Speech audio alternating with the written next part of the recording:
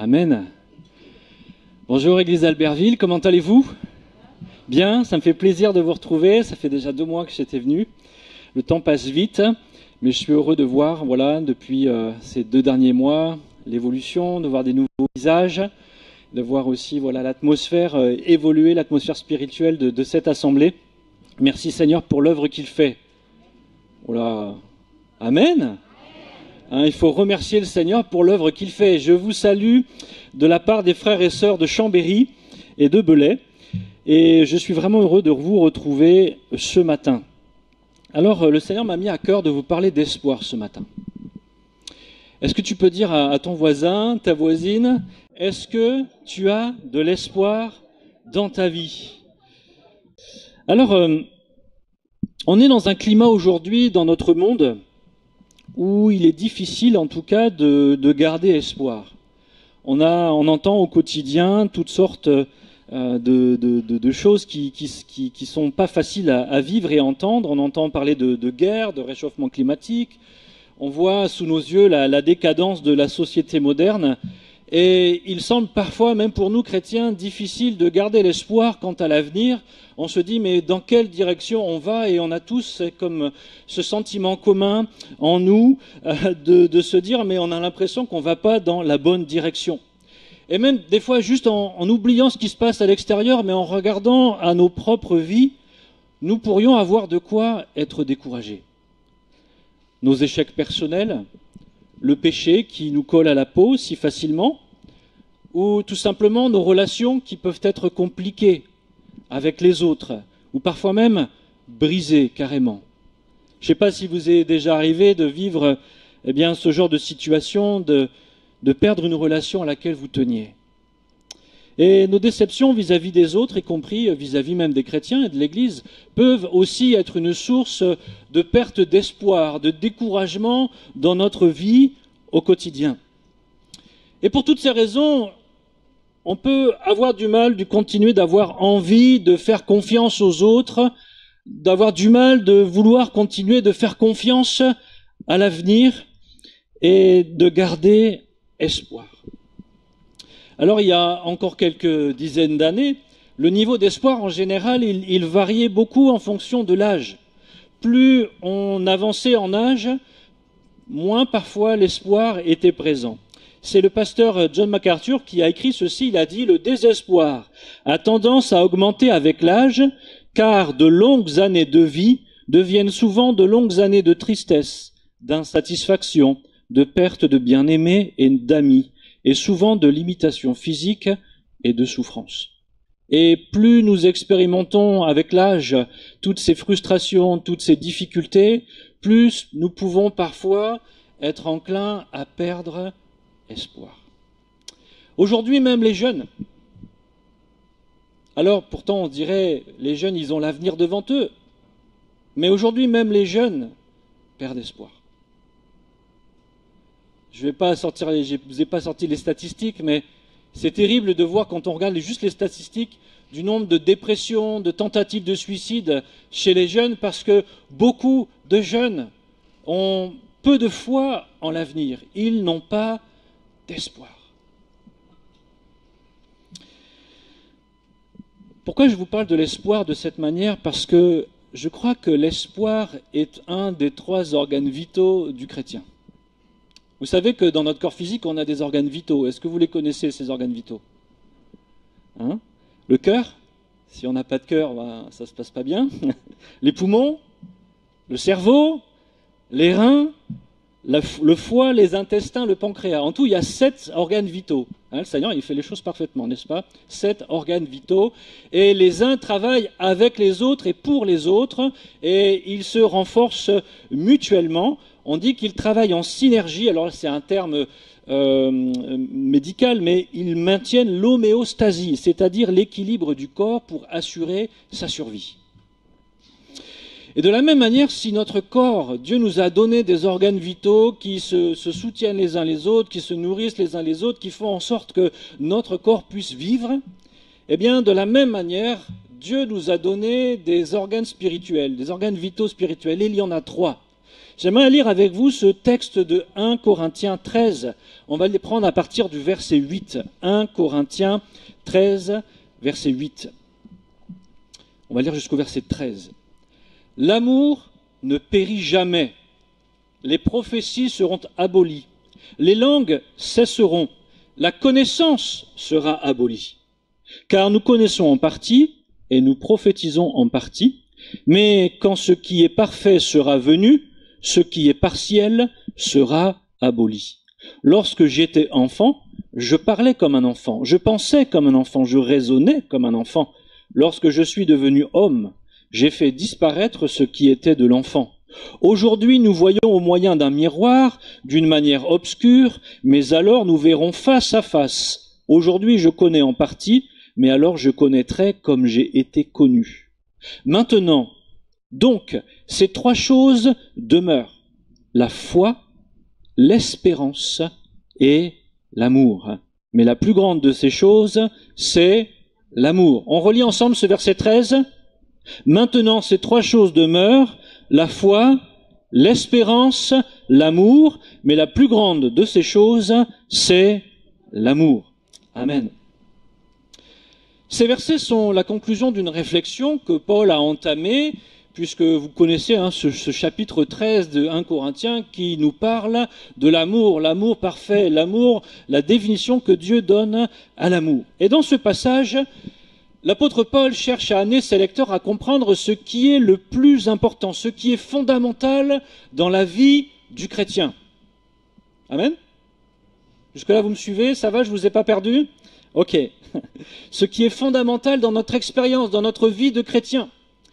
Et donc, Dieu nous a donné toutes sortes de choses pour nous aider à cheminer tout au long de notre vie, dans notre marche avec lui. Il est question dans ce passage des prophéties.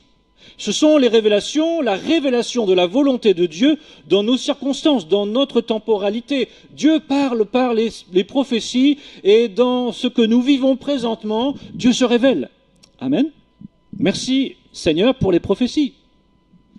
Il est aussi question des langues. Le parler en langue. Dieu nous a donné la puissance du Saint-Esprit, la puissance de Dieu, le surnaturel, pour notre édification. Celui qui parle en langue s'édifie lui-même, nous disent les Écritures. Amen. Lorsque je parle en langue, je dis des choses, des mystères à Dieu.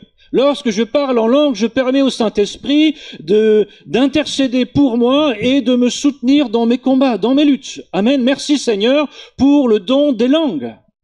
Amen. Et puis il est aussi question de la connaissance, c'est ce qu'il nous dit.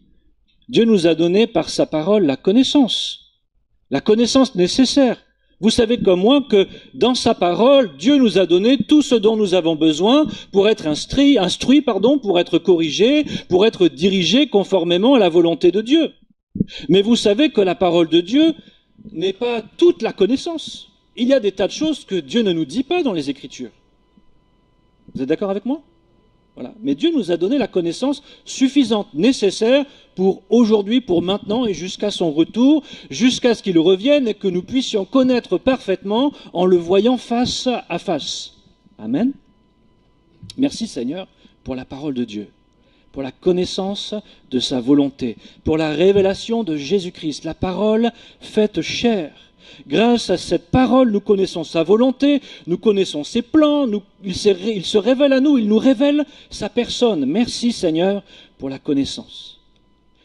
Mais si ces choses sont bonnes et excellentes, Paul nous rappelle qu'elles sont temporelles. Elles vont passer, elles ne vont pas demeurer. Les prophéties vont cesser, les parler en langue vont cesser, la connaissance même, celle que nous avons aujourd'hui, elle va s'arrêter. Parce qu'un jour, nous serons face à face avec Dieu et nous connaîtrons tout parfaitement. Et ces choses qui aujourd'hui sont un soutien pour nous, une aide, ne seront plus nécessaires. Et Paul nous dit qu'il y a un danger à vouloir miser toute notre vie spirituelle, toute notre expérience dans une recherche unique de ces choses. D'oublier qu'il y a des choses qui sont plus vitales encore dans notre expérience chrétienne. Parce que Jésus, lui, dans son enseignement, nous enseigne toujours à chercher les choses qui demeurent éternellement. Il dit, ne vous amassez pas des trésors sur la terre, là où il y a les voleurs, la rouille, les vers et toutes ces choses. mais amassez-vous plutôt des trésors dans le ciel, des choses éternelles. Et Paul nous dit, il y a des choses qui vont demeurer pour toujours, même lorsque nous serons au ciel, des choses qui font partie de notre expérience de chrétien et sur lesquelles, eh bien, nous devons être vigilants, parce qu'ils font partie, ils sont nécessaires à la bonne santé spirituelle de chacun et chacune d'entre nous. Et ces trois choses, nous les avons vues, nous les avons répétées, la foi, l'espérance et l'amour. Mais la plus importante encore de toutes ces trois, c'est l'amour. Amen. On pourrait dire que ces trois choses sont comme les trois piliers de notre vie spirituelle, les trois vertus du chrétien, les trois organes vitaux dont nous avons besoin. Et si l'ennemi veut vous détruire, ce sont d'abord à ces trois choses qu'il va s'attaquer. Votre foi, votre espoir et votre amour. Et s'il atteint un des trois, vous êtes en danger. Alors, essayons de mieux comprendre ces trois aspects, la foi, l'espérance et l'amour. D'abord, regardons quelle est la différence entre la foi et l'espérance. Ce sont deux choses qui sont assez proches, qui fonctionnent même ensemble, et parfois on a du mal à les différencier. Quelle est la différence entre la foi et l'espérance ? La foi, nous dit la parole de Dieu, c'est une ferme assurance dans les promesses de Dieu et une conviction profonde dans les réalités invisibles. Hébreux 11, 1 nous le dit, la foi est une ferme assurance des choses qu'on espère, une démonstration de celles que l'on ne voit pas. On pourrait dire que la foi, c'est une confiance active et présente en Dieu, en ce qu'il a fait, en ce qu'il a accompli. Avoir confiance dans le tout accompli de Jésus-Christ. Amen. Est-ce que vous croyez comment que Jésus-Christ a tout accompli à la croix ? Et que son œuvre, même si nous ne l'avons pas vue de nos propres yeux, nous en sommes Éphésiens 2, verset 8, où il dit « Car c'est par la grâce que vous êtes sauvés, par le moyen de la foi. Cela ne vient pas de vous, c'est le don de Dieu. » Dieu nous a permis de saisir ces vérités, cette connaissance, et d'y placer notre confiance, notre foi. L'espérance, quant à elle, elle est plutôt orientée vers l'avenir. Elle concerne notre attente confiance dans les promesses futures de Dieu. La foi est ancrée dans ce que Dieu a accompli. L'espérance s'attache et regarde vers ce que Dieu a promis d'accomplir et qui n'est pas encore nôtre. Ok, vous voyez la différence ? Notre espérance concerne notre attente confiante dans les promesses futures de Dieu. Romains 8, 24 et 25 nous dit ceci. Car c'est en espérance que nous sommes sauvés. Or, l'espérance qu'on voit n'est plus espérance. Ce qu'on voit, peut-on l'espérer encore ? Mais si nous espérons ce que nous ne voyons pas, nous l'attendons avec persévérance. C'est en espérance que nous sommes sauvés. Notre foi est ancrée dans l'œuvre de Christ, mais c'est en espérance que nous croyons qu'un jour nous serons dans les cieux avec Jésus-Christ et que son salut sera parfaitement accompli. Amen. L'espérance. La foi, donc, c'est une confiance présente en Dieu et en ses promesses, et l'espérance est l'attente confiante de l'accomplissement futur des promesses de Dieu. L'espérance, elle nous aide à persévérer dans la foi, particulièrement dans les moments difficiles. C'est parce que nous avons une destinée. C'est parce que nous avons devant nous des promesses encore à venir. C'est parce que nous avons cet espoir dans ces choses que jour après jour, nous trouvons la force de continuer d'avancer, de progresser, parce que tout n'est pas encore fait. Pierre, lui, il nous parle d'une espérance vivante. 1 Pierre 1, verset 3 nous dit « Béni soit Dieu, le Père de notre Seigneur Jésus-Christ, qui, selon sa grande miséricorde, nous a régénérés pour une espérance vivante par la résurrection de Jésus-Christ d'entre les morts. » Une espérance vivante. En tant que chrétiens, nous avons toutes sortes de raisons d'être remplis d'espoir, d'être remplis d'espérance. Nous espérons le retour de Christ. Amen. Des fois, on est tellement pris par nos réalités du moment présent que l'on oublie celles qui sont encore à venir. Nous sommes parfois tellement désespérés de ce que je vis aujourd'hui que j'en oublie de regarder à demain. Si aujourd'hui c'est la tempête, demain Jésus revient. Amen. Jésus va revenir. Et cela doit nourrir notre espoir, jour après jour, à tenir bon, à tenir ferme. Même si c'est difficile aujourd'hui, je sais qu'un jour, mes yeux verront celui qui a donné sa vie pour moi, et je serai pour l'éternité avec lui. Amen.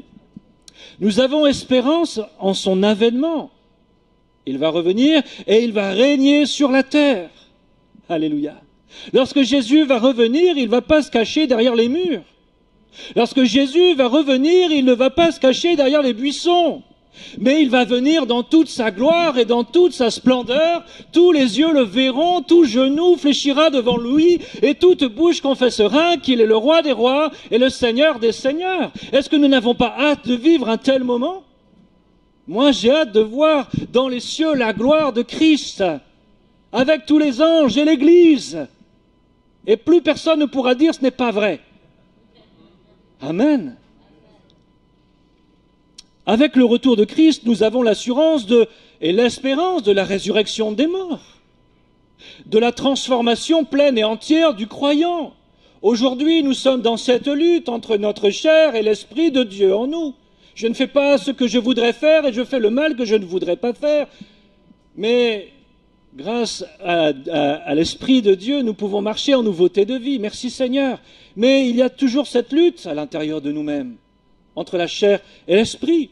Mais nous avons cette espérance qu'un jour cela sera terminé et qu'à la résurrection des morts, ce qui était premier sera terminé et que nous aurons un corps nouveau, libéré de l'emprise du péché. Amen.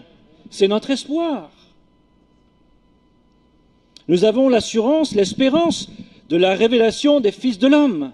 Le monde saura que nous sommes fils et filles de Dieu. On nous aura méprisés peut-être toute notre vie. Certains vivent leur foi cachée toute leur vie. Ils ont peur pour eux-mêmes. Mais viendra un jour où leur gloire, celle que Dieu leur donnera, celle d'être des fils de Dieu, sera révélée à l'humanité. Amen. Mais non pas pour nous-mêmes cette gloire. Nous dirons la gloire est au Fils de Dieu, au Roi des rois, au Seigneur des seigneurs. Amen. Nous avons l'espérance de la rédemption de notre corps, je l'ai dit. Nous avons l'espérance de la vie éternelle dans la présence de Christ pour toujours avec notre Dieu. Ah, quel espoir! Nous avons l'espérance des biens à venir, l'espérance de la gloire, l'espérance de la victoire finale sur le péché, sur la mort et sur l'ennemi, le diable. Un jour, tout cela sera fini. Dans le ciel, nous serons avec Dieu, plus de larmes, plus de tristesse, plus de douleur, plus de peine. Nous serons libres, joyeux, dans la joie entière et pleine, dans la gloire de notre Dieu. C'est là notre espoir. L'espérance du jugement dernier. Peut-être tu souffres aujourd'hui de l'injustice.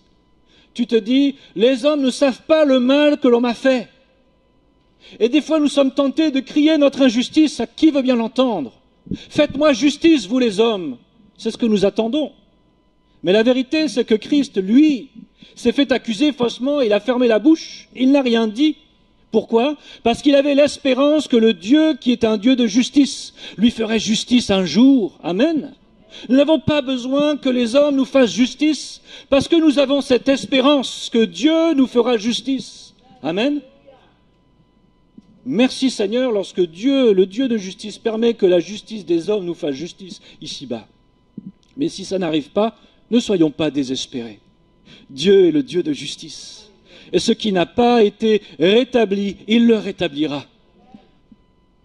L'avènement de Christ en est la preuve.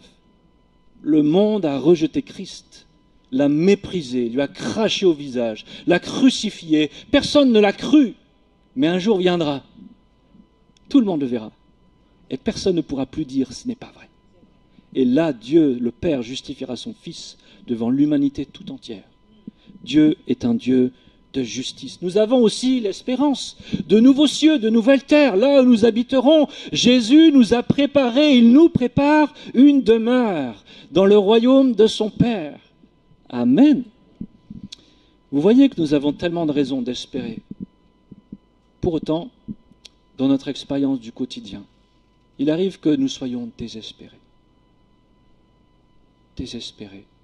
Désespérés de nous-mêmes, désespérés des autres, désespérés des épreuves, désespérés des échecs, désespérés de tout ce qui se passe et sur lequel nous, comme si nous n'avions aucun pouvoir. Mais il y a de l'espoir. Il y a de l'espoir. Une telle espérance, toutes ces choses que je vous ai citées, on pourrait en parler pendant des heures. Il y a tant à dire sur toutes ces choses. Mais j'aimerais dire ceci. Tout cela doit nous stimuler à nous sanctifier et à nous purifier. Parce que si nous avons devant nos yeux toutes ces choses qui nous sont promises et qui sont pour nous, c'est une promesse que Dieu nous fait. Alors nous devons disposer nos cœurs pour ne pas passer à côté de telles promesses. L'apôtre Jean dira dans 1 Jean 3, versets 2 et 3, « Bien-aimés, nous sommes maintenant enfants de Dieu, et ce que nous serons n'a pas encore été manifesté. » Il parle en espérance, n'est-ce pas? « Mais nous savons que lorsqu'il paraîtra, nous serons semblables à lui, parce que nous le verrons tel qu'il est. Quiconque a cette espérance en lui se purifie, comme il est lui-même pur. » Parce que notre espoir, c'est de le voir et d'être rendu semblable à lui. Amen. Cette espérance, elle nous aide à supporter les souffrances du temps présent. Paul dira dans ce texte que vous connaissez tous bien, « J'estime que les souffrances du temps présent ne sauraient être comparées à la gloire à venir qui sera révélée pour tous. » Romains 8, 18.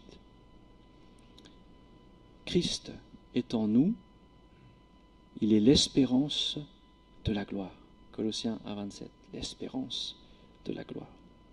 Alors maintenant qu'on a un peu différencié la foi de l'espérance, j'aimerais qu'on regarde ensemble comment fonctionnent l'amour, l'espérance et la foi. Comment ils fonctionnent ensemble. De la même manière que nos 7 organes physiques vitaux vont fonctionner ensemble et se renforcer mutuellement pour le maintien de la santé de notre corps, l'amour, la foi et l'espérance fonctionnent aussi ensemble pour notre bonne santé spirituelle. La foi, elle va nourrir l'espérance. On espère d'abord parce qu'on croit. Notre espérance n'est pas fondée sur du vide. Amen. C'est parce qu'aujourd'hui, j'ai expérimenté par la foi la réalité de Jésus-Christ, de son amour, de son salut, de sa bienveillance envers moi. Alors, mon espérance n'est pas vaine, parce que je sais en qui je crois. Amen. Je sais que celui en qui je crois et vers qui je place des regards pleins d'espérance ne me décevra pas. Alléluia. L'espérance, elle vient renforcer la foi. Notre attente vient témoigner de notre confiance en Dieu et en sa parole. 1 Corinthiens 15, 14 dit « Et si Christ n'est pas ressuscité, notre prédication est donc vaine, et votre foi aussi est vaine. Si je n'ai pas l'espérance de la résurrection, si je n'ai pas l'espérance des choses à venir et des promesses qui sont encore à être accomplies, ma foi est vaine. À quoi cela sert-il si je crois en vain ?» Les deux travaillent ensemble. La foi donne une base à l'espoir, et l'espoir donne un horizon à la foi. Je le redis, la foi donne une base à l'espoir et l'espoir donne un horizon à la foi. Et puis il est question de l'amour. L'amour, c'est ce qui va les unir, qui unit la foi et l'espérance. Dans notre texte, 1 Corinthiens 13, au verset 2, on peut lire « Quand j'aurai même toute la foi jusqu'à transporter les montagnes, si je n'ai pas l'amour, je ne suis rien. » Et au verset 7, on peut lire il est question de l'amour, il excuse tout, il croit tout, il espère tout, il supporte tout. On voit que l'amour, il est au centre entre la foi et l'espérance. L'amour croit tout. Il permet à ma foi de se développer. L'amour que Dieu me témoigne m'aide à lui faire confiance. Amen. C'est parce que Dieu m'a aimé le premier que je peux lui faire confiance. L'amour bannit la crainte, nous disent les Écritures. Et cette révélation de l'amour de Dieu, il vient comme renforcer ma foi, fonder ma foi sur quelque chose de solide, sur Jésus-Christ. Parce que je reçois son amour, je reçois la révélation de comment il m'a aimé, de sa grâce pour moi. Alors ma foi, elle s'ancre en lui, elle devient solide. L'amour croit tout. L'amour qu'il met en moi va me pousser à agir selon sa volonté. Ça devient la foi vivante et agissante par amour. Amen. Amen. La foi agissante par l'amour. L'amour, c'est la raison pour laquelle je mets ma foi en œuvre. Parce que Dieu m'a aimé le premier. Alors en retour, je veux l'aimer moi aussi, en lui donnant ma vie, en le servant et en lui étant fidèle, en accomplissant sa parfaite volonté pour moi et pour son Église. Amen. L'amour espère tout. L'amour, il donne un sens, une direction à notre espérance. On n'espère pas n'importe quoi et en n'importe qui. On espère en celui qui nous a tant aimés et qui a donné sa vie pour nous. Cet amour, il nous pousse à partager autour de nous et à faire les bons choix pour saisir les promesses à venir. Parce que je sais en qui je crois et parce que je suis au bénéfice de son amour, alors je saisis les promesses qui sont devant moi et j'oriente toute ma vie à cause de cet amour. J'oriente toute ma vie vers la direction des promesses que Dieu a pointées devant moi. Amen. L'amour espère tout. Cet amour me pousse à vouloir saisir les promesses à venir parce que c'est tellement bon d'être dans l'amour de Dieu. Et ce que j'ai reçu aujourd'hui me donne envie encore plus de recevoir ce qui s'en vient parce que ce qui s'en vient est parfait. Alléluia. L'amour de Dieu pour nous, sa grâce envers nous, va nous pousser à espérer encore, même après l'échec, même après la ruine. Il me donne un espoir parce que je connais ce Dieu en qui je crois. Le Dieu en qui nous croyons, en qui nous avons placé notre foi et vers qui nous plaçons notre espérance, c'est le Dieu de la vallée des ossements, n'est-ce pas? Le Dieu qui, lorsqu'il y a la mort partout, lorsque tout semble terminé, lorsque l'échec a été cuisant, dit, parle. Ces eaux ne peuvent-ils pas revivre? Toi seul, Seigneur, tu sais. Amen, mais le Seigneur sait. Il a fait des promesses. Et il veut faire des promesses encore pour ta vie. Quel que soit l'échec, quelle que soit la mort, quelles que soient les choses qui ont été brisées, où tu as dit c'est fini, c'est terminé, en Dieu il y a encore un espoir.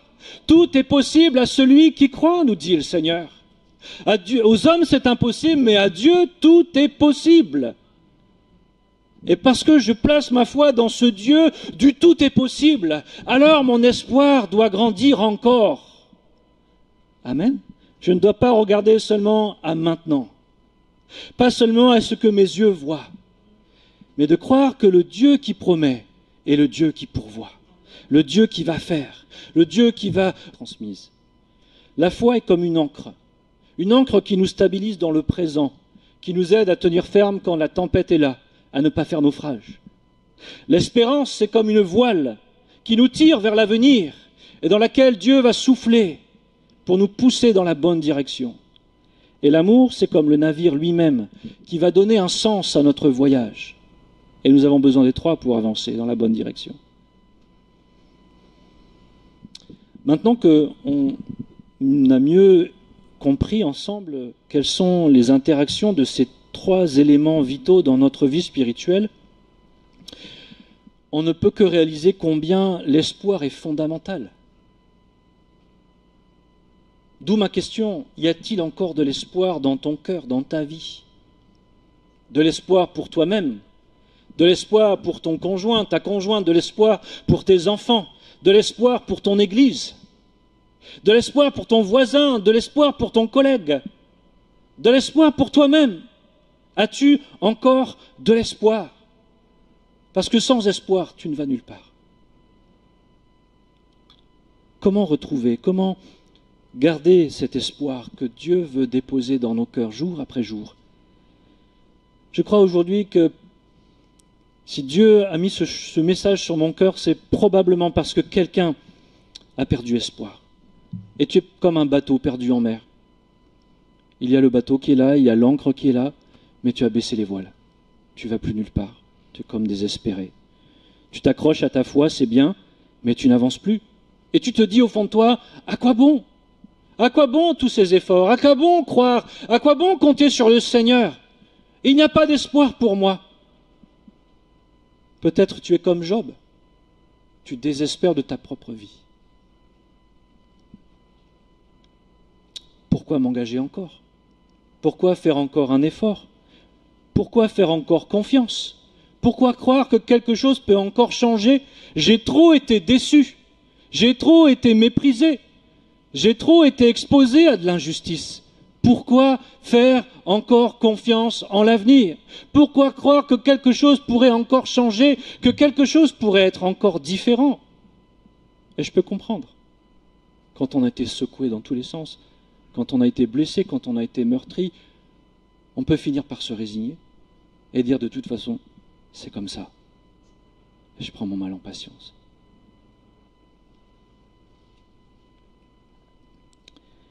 Comment retrouver l'espoir? J'aimerais déjà dire, laisse Dieu te donner un souffle nouveau. Amen. Laisse Dieu te donner un souffle nouveau. Ésaïe 40, 31 nous dit, mais ceux qui se confient en l'Éternel renouvellent leur force. Amen. Ils prennent leur vol comme les aigles. Ils courent et ne se lassent point. Ils marchent et ne se fatiguent point. Ceux qui se confient en l'Éternel renouvellent leur force. Pour reprendre cette image du bateau, si tu veux que tes voiles soient gonflées à nouveau, il faut que tu sortes les voiles. Si tu veux que Dieu souffle dans tes voiles, il faut que tu sortes les voiles à nouveau. Laisse Dieu insuffler quelque chose de nouveau dans ta vie, un souffle nouveau, te redonner de l'espoir. Parce que quelque chose est possible encore demain. Peut-être tu es désespéré aujourd'hui, mais demain, ça peut être différent. Fais confiance au Seigneur. Il n'a pas dit son dernier mot. Gonfle. Dieu veut gonfler tes voiles. Il veut souffler dedans. Un jour, le roi David, il a vécu une défaite terrible. Il est parti au combat avec ses hommes, et puis lorsqu'il est revenu au camp, les ennemis avaient tout pris. Les femmes, les enfants, les biens, tout, il n'y avait plus rien. Et ces hommes à David, qui étaient avec lui, se sont tous rebellés contre lui. Il dit, mais c'est ta faute si les choses sont arrivées ainsi. Mais voici ce qu'on peut lire. Dans 1 Samuel 30, verset 6. David fut dans une grande angoisse, car le peuple parlait de le lapider, parce que tous avaient de l'amertume dans l'âme, chacun à cause de ses fils et de ses filles. Et c'est normal. Ils avaient perdu leurs femmes et leurs enfants. Qui n'aurait pas été profondément amer et attristé? Et David a été dans une grande angoisse parce qu'il craignait pour sa propre vie. Ils vont me faire la peau. Qu'est-ce qu'on peut lire ensuite? Mais David reprit courage en s'appuyant sur l'Éternel, son Dieu. Amen. Que nous dit la suite de l'histoire? Parce qu'il a retrouvé l'espoir. Parce qu'il avait confiance dans ce Dieu qui peut tout. Il a parlé à ses hommes et il a dit, allons-y, allons récupérer nos femmes et nos enfants. Amen. Et c'est ce qu'ils ont fait. Quel courage! Ce n'est pas parce que David était un homme exceptionnel, mais c'est parce qu'il a placé sa confiance en Dieu. Il a laissé Dieu souffler à nouveau dans ses voiles. Amen. Ne laisse pas les circonstances de ta vie te dire baisse les voiles, c'est fini, c'est over pour toi, il n'y a plus rien à espérer, mais remonte les voiles et dis Seigneur, viens souffler dans mes voiles à nouveau, Seigneur, montre-moi qu'il y a encore un espoir pour demain. Tu connais cette situation, tu sais cette chose dans laquelle je suis tellement désespéré, Seigneur, pour laquelle je suis amer, pour laquelle je pleure tous les jours. Seigneur, il y a encore un espoir, je crois que tu peux faire quelque chose. Amen. Tous les matins, je t'encourage, prends quelques minutes face à ce défi qui est devant toi, de dire Seigneur, donne-moi l'espoir aujourd'hui pour cette situation. Donne-moi de croire que tu peux faire quelque chose encore aujourd'hui. Et parce que tu vas faire ça avec consistance, parce que tu vas semer cela tous les jours dans ta vie spirituelle, alors tu vas voir que ton espérance va reprendre vie. Tu vas comme avoir gonflé tes voiles et tu vas permettre à Dieu de souffler un peu plus tous les jours dedans. Amen. Deuxième chose pour retrouver l'espérance, s'ancrer dans l'amour de Dieu par la foi. S'ancrer, s'enraciner dans l'amour de Dieu par la foi. David, ce même David dont je viens de vous parler, il a écrit dans le psaume 33, verset 18, « Voici l'œil de l'Éternel, et sur ceux qui le craignent, sur ceux qui espèrent, en quoi? En sa bonté. Ceux qui espèrent en son amour. » Amen. Afin d'arracher leur âme à la mort et de les faire vivre au milieu de la famine.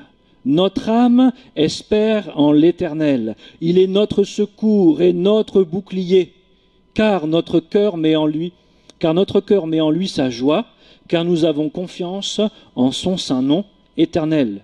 Que ta grâce soit sur nous, comme nous espérons en toi. David avait compris ce principe. Il dit, Seigneur, mes yeux voient toutes sortes de choses et il y a toutes sortes de circonstances qui veulent me voler mon espérance, mais je veux ancrer ma vie, mon âme, mon esprit, tout mon être, je veux l'ancrer en toi et dans l'espérance de ton amour. Je sais que tu m'as aimé hier et je sais que tu m'aimeras encore aujourd'hui et encore demain parce que ton amour n'est pas limité. Amen. Et combien même les circonstances sont difficiles pour toi aujourd'hui, espère dans la bonté de Dieu, parce qu'elle n'est pas épuisée, sa bonté. Elle se renouvelle pour nous chaque matin, nous disent les Écritures. C'est comme être un arbre profondément enraciné qui va rester stable dans la tempête, s'enraciner dans l'amour. Ça me fait penser à Paul. Paul dans la prison. Vous savez ce qu'il dit, Paul, dans la prison ? Réjouissez-vous toujours dans le Seigneur. Je vous le répète, réjouissez-vous. Ça, c'est quelqu'un qui est ancré dans l'amour de Dieu, qui a foi et espoir dans la bonté de Dieu pour lui encore aujourd'hui. Il ne laisse pas ces circonstances du moment présent déterminer la source de sa joie, mais il fait comme David, car notre cœur met en lui sa joie. Et nous pouvons nous réjouir dans le Seigneur, non pas dans nos circonstances, non pas dans nos peines, non pas dans ce qui se passe autour de nous et dans les injustices que les hommes nous font, mais nous pouvons toujours, quelles que soient les circonstances, nous réjouir dans le Seigneur, mettre notre joie en lui parce que ses bontés ne sont pas épuisées. Romains 8, 28 nous dit, « Car nous savons du reste que toute chose concourt au bien de ceux qui aiment Dieu, de ceux qui sont appelés selon son dessein. » Est-ce que nous sommes convaincus de cela? Est-ce que l'encre de notre foi est vraiment ancrée sur cette parole? Toute chose concourt au bien de ceux qui aiment Dieu. Un peu plus loin, toujours dans Romains 8, verset 38, il dit « Car j'ai l'assurance que ni la mort, ni la vie, ni les anges, ni les dominations, ni les choses présentes, ni les choses à venir ne peuvent nous séparer de l'amour de Dieu. » Amen. Quelle promesse! Rien ne peut me séparer de l'amour de Dieu. Alors enracine-toi dans cet amour. Fonde toute ta vie, tout ton espoir dans cet amour parce que c'est la source même. Et tu verras que tu ne seras jamais déçu. Troisième point pour retrouver et garder l'espoir. Il faut renouveler sa vision. C'est comme apprendre à regarder dans les jumelles plutôt que de regarder au microscope. Regarde ce qui s'en vient demain. Quand je regarde dans les jumelles, ça me permet de voir les choses qui sont loin comme si elles étaient près, comme s'ils étaient à côté de moi. Amen. Et c'est ce que fait la parole de Dieu. Elle nous permet de voir dans l'esprit les choses qui, on ne sait pas quand elles vont arriver. Cela appartient au Seigneur, mais elles sont pour moi. Dès aujourd'hui, dans l'espérance, elles sont miennes, elles vont s'accomplir, c'est certain, parce que Dieu n'est pas un menteur. Amen. Changer notre vision. Ça me fait penser à Élisée. Élisée avec son serviteur. Il y a là une grande armée devant la maison. Et le serviteur Géasi, le serviteur d'Élisée, est désespéré parce que ce qu'il voit, c'est la mort à sa porte. Mais Élisée, lui, il est plutôt tranquille. Pourquoi? Parce qu'il voit au-delà des apparences. Il voit et il va prier pour que son serviteur voie ce qu'il... Alléluia. Dieu veut changer tes perspectives. Il veut t'aider à prendre du recul sur ce que tu vis aujourd'hui. Et il te dit, mais fais-moi confiance. Ce que tu vis aujourd'hui, je vais former ton cœur et ton caractère. Je vais cheminer avec toi. Ne t'inquiète pas, je suis avec toi. Je suis avec toi dans la vallée de l'ombre de la mort. Tu n'as pas à craindre. Je suis avec toi. Mais aie foi et espoir dans ce qui s'en vient demain. Demande au Seigneur de renouveler ta vision, de renouveler ton cœur, afin que tu puisses abonder en espérance. Paul écrira aux Romains chapitre 15 verset 13 que le Dieu de l'espérance, amen, c'est pas le Dieu du désespoir que l'on prie, c'est le Dieu de l'espérance. Que le Dieu de l'espérance vous remplisse de toute joie et de toute paix dans la foi, pour que vous abondiez en espérance par la puissance du Saint-Esprit. C'est ma prière pour toi, mon frère et ma sœur, aujourd'hui, que le Dieu de l'espérance te remplisse de toute joie et de toute paix dans la foi, pour que tu puisses abonder en espérance par la puissance du Saint-Esprit. Alléluia. Et puis, dernière étape, il faut se remettre en mouvement. Si tu restes à attendre que ça se fasse tout seul, ça ne se fera pas tout seul. Il suffit d'un premier pas pour se remettre en mouvement. Tu peux espérer à nouveau. Et ce premier pas, c'est oser espérer. Oser croire que si c'est comme ça aujourd'hui, demain, ça sera différent, parce qu'il y a de l'espoir en Dieu. Amen. Est-ce que tu es prêt à faire ce pas aujourd'hui? Est-ce que tu es prêt à faire ce premier pas de dire, Seigneur, jusqu'à aujourd'hui j'étais désespéré, j'ai arrêté de croire que c'était possible. Mais parce que tu m'encourages, Seigneur, à changer mon regard, à m'ancrer dans ton amour, à espérer en toi, à lever mes voiles à nouveau pour que tu souffles dedans, alors je veux faire ce pas aujourd'hui. Philippiens 3, 13 et 14 dit, Frères, je ne pense pas l'avoir saisi, mais je fais une chose, oubliant ce qui est en arrière et me portant vers ce qui est en avant. Je cours vers le but.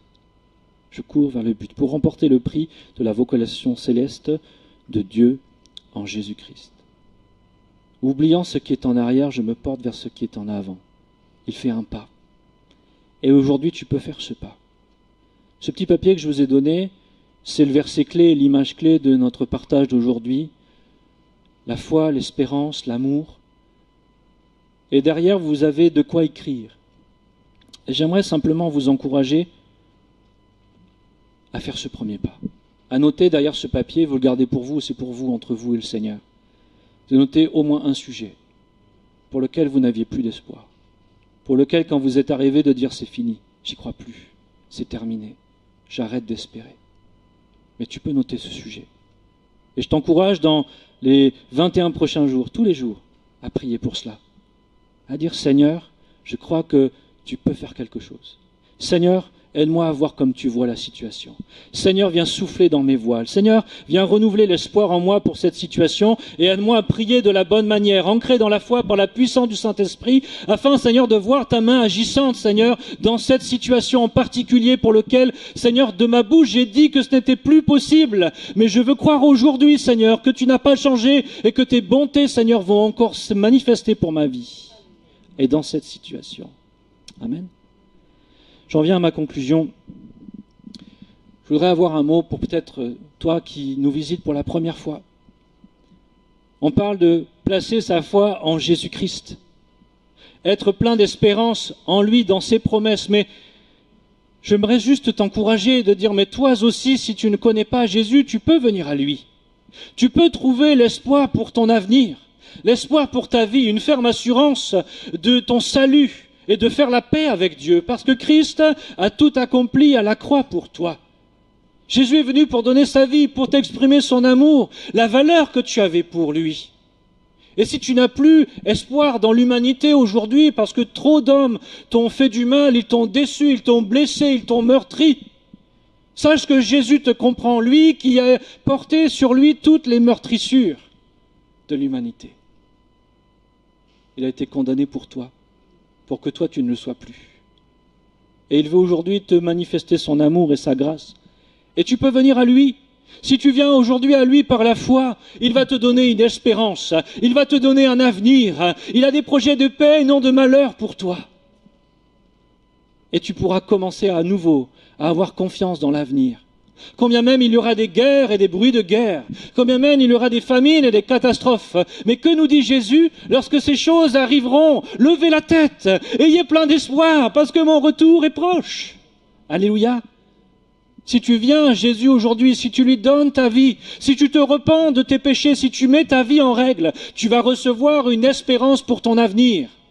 Une ferme assurance dans ton cœur que tu as fait la paix avec Dieu. Le Saint-Esprit viendra dans ton cœur et dira « Père », parce que tu seras réconcilié avec Dieu. Dieu ne sera plus quelqu'un de lointain, un ennemi pour toi, mais il sera ton Père.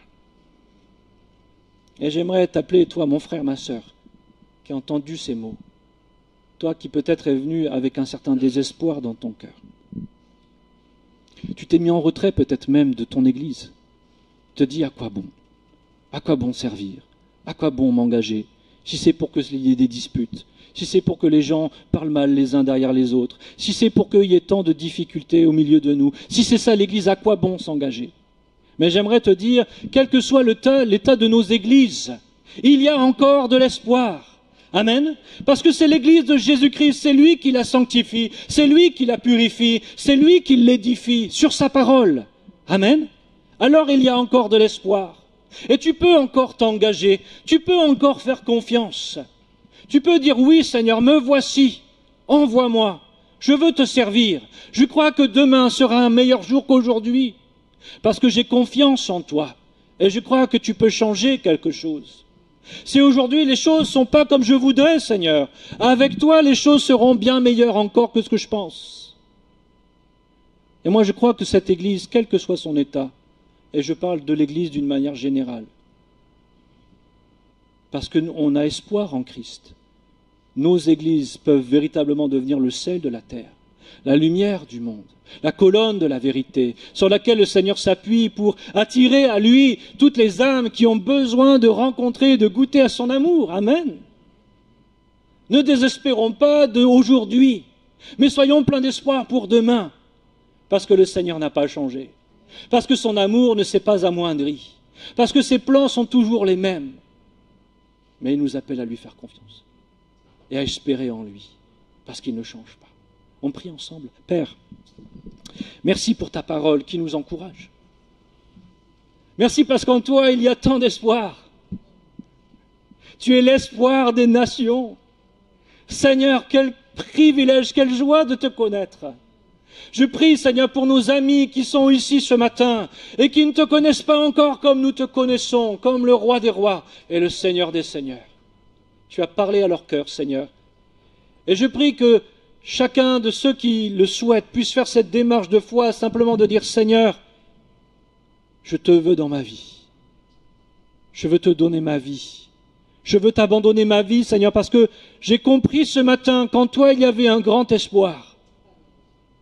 Le monde place son espoir dans des hommes politiques, dans des lois, dans des projets, dans la science. Mais Seigneur, nous décidons aujourd'hui de placer notre espoir en toi, parce que nous savons que tu es éternel et que tu ne nous décevras jamais. Seigneur, tu as déjà démontré toutes choses à la croix. Tu as tout accompli pour nous et tu nous as démontré un amour qui dépasse notre entendement. Et je prie ce matin que tu puisses aider par ton Saint-Esprit, Seigneur, à aider chacun d'entre eux à saisir avec foi et à comprendre avec intelligence la hauteur, la profondeur, la largeur de ton amour, et que ta grâce les saisisse et les attire à toi, que ce soit comme un attrait irrésistible, Seigneur, que ton amour gagne leur cœur maintenant, Jésus.